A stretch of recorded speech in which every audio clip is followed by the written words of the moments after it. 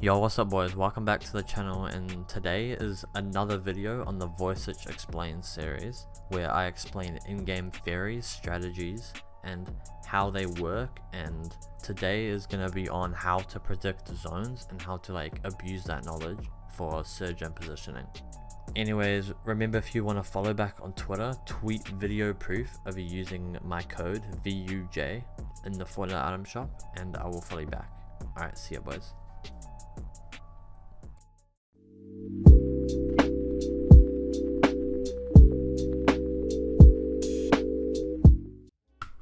Sorry about there's a glitch with replays that aren't of the new season, and they just this fully black, but it doesn't really matter because I'm just going to show you the map anyway. So these zones that pull super far to one edge of the map, the maximum distance they can go, if you know what I mean, a zone couldn't go any further down than this. It's not physically possible basically. So when you have these zones, it's really predictable, the zone.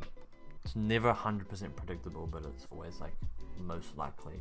So the first thing you have to know is zones in this game are predetermined each match. So each match, every zone has already been predeterminedly put in basically. And this is pretty complicated to explain, I can't clearly explain it. You just have to try and know what I mean. So say second zone is predetermined to be down here, right? Think about the possible first zones that can exist if this is the predetermined second zone, right? There's not too many, so the possible first zones could be either the one it is now, or it could maybe be up here. Could be like that maybe. So there's not many possibilities for that predetermined zone for that. But imagine a predetermined zone is right in the middle of the map, right? Predetermined second zone. Think about how many first zones can occupy that second zone. So there can be this could be a first zone, right in the middle, or there could be a zone like this, going to the right or to the left. There's so many different first zones that can occupy that zone basically. So what I'm trying to say is if first zone pulls all the way down the bottom, like this zone, then it's either the rarest first zone that you could possibly get for the second zone to be predetermined in the middle of the map, or it's just down there because it was one of the only zones that it could have been for a predetermined zone to go down the bottom. So it's just way more likely for it to be a zone that is down the bottom.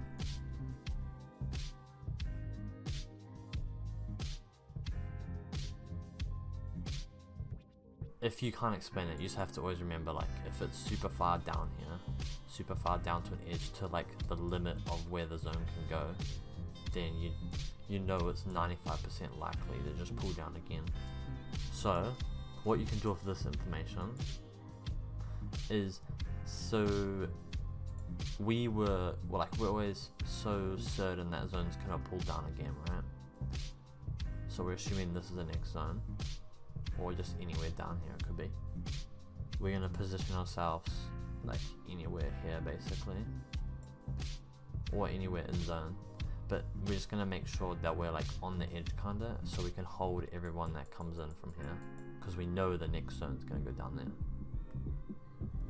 And the thing is, even if second zone pulls up here, the most unlikely circumstance possible, we know that a lot of good players, we know that since we're in a good lobby, a lot of the players do the same thing. They predict the zone and they go down here and wait for the next zone. So we know that if zone pulls up again, there's going to be all these players that predicted zone that we can hold by sitting in the middle on these hills. And by the way, we're sat on these hills here. So imagine zone does pull up, super unlikely, all these players that are gonna base up and go down here because they predicted the zone are going to have to rotate towards us, and we're still going to get tags even if we get the most unlikely zone. Say this is the first zone, right? And instead of pulling like to the max distance it can, like this, which you know would be predictable to go down again, say it pulls like this, and you're like, you don't really know what zone's going to go, right? Because it's not as predictable as the last one. But a good thing you can do is instead of